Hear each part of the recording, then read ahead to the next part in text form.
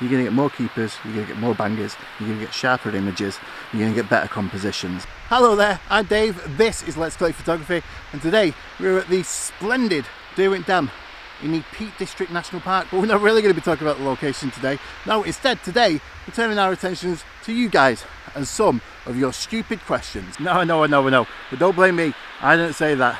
You guys did. You see, recently my landscape photography workshops have took off again, and what tends to happen at some point during the day is that my clients will inevitably say, can I ask a stupid question? And here's the thing, it never is a stupid question. If you don't know, you don't know. And so I thought I'd share some of these because I've been noting them down over the last couple of months. What are the questions?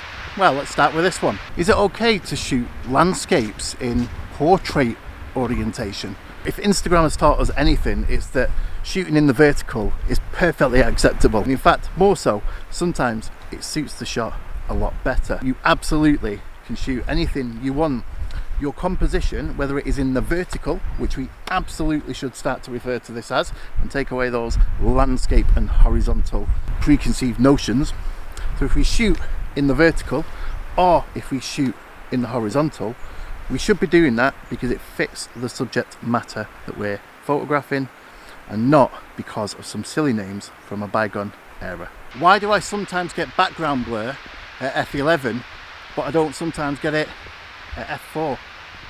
Aperture actually plays only a third of a role of your depth of field, which leads to background blur, and the other 2/3 are made up by your focal length and by your feet. See, the longer your focal length, the shallower your depth of field, and the closer you get to your subject, the shallower the depth of field. So if you are shooting at, let's say, 135mm at f11 and you're at your closest focusing distance to your subject, you are probably going to get far more background blur than you would at 16mm at f4. And there we have it. You can definitely see the camera, you guys, in the background a lot clearer on the f4 shot at 16mm from a bit further away than you can on the f11 shot at 135mm and the closest focusing distance. And hey, if you are going to like this video today, don't do it for me, do it for Tip.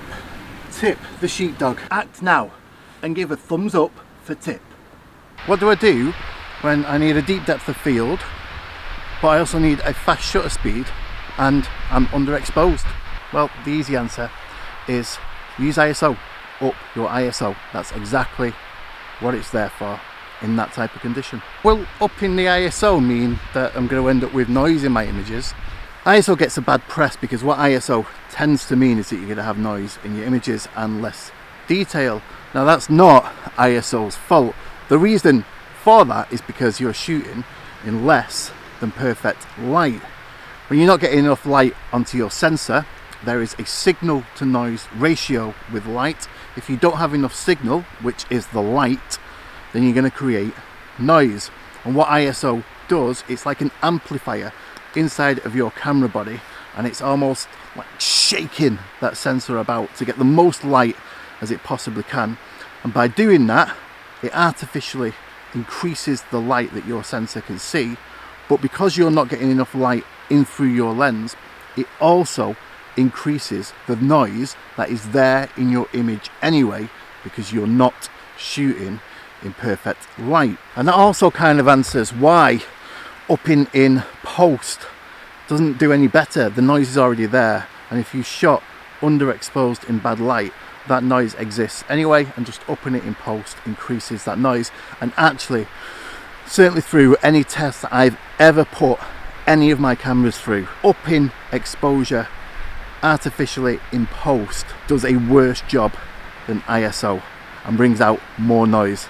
But it's not ISO's fault that you've got noise, it's a lack of light hitting your camera sensor. There are definitely no stupid questions, so no matter how basic your question, if you have one, pop it into the comment section below. That's exactly what it's there for, and I'll try and answer it for you.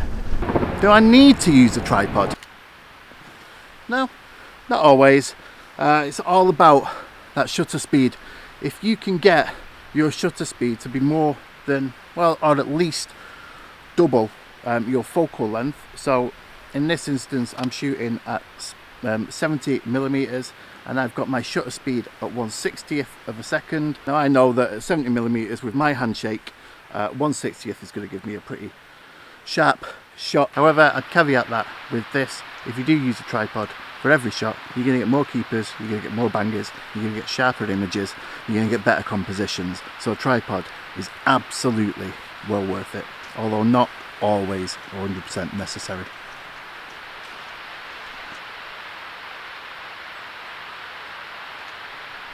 How do I set up a tripod? No matter what tripod you've got, there are certain ways that you can make sure that it is stable. The first one of which is getting your height correct, and you do that by using the legs, not by using this. No matter how much quicker it might seem, the triangle is the strongest shape in nature, and that's what your legs form. It's a nice triangular shape, and that's going to make sure that your camera is nice and steady. And as soon as you put this up, you're now no longer just on that strong triangular shape, and no matter how good your tripod, this will be less stable than this. Always start with your top section of leg. That is thicker than this, and so if you only need your tripod to this height, then the best way of doing it is to only pull out the top section, not by pulling out the bottom section, because that section is thinner and therefore will be less stable. And next up, you're going to check that it's nice and stable. Now, almost all tripods contain a bubble level, and we want to concern ourselves at this stage with the one that is for the tripod itself, and we're going to make that level. And the way we're going to do that, we could do it the lazy way and just retract the top, but as we've spoken about already, the top legs are the ones that we want to keep extended as much as we can. So we need to go down to the bottom of the legs and make it nice and level by decreasing or increasing the length of those. And once you've got the base of your tripod nice and level, now you can add your camera onto the top and start to compose the shot.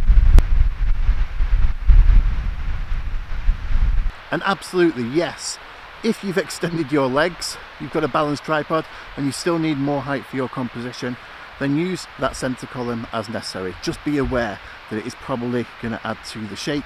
I hope this has been super useful, and this one is too. So click that and I'll see you through on that one. I've been Dave. This has been Let's Click Photography. And from me, for now, ciao.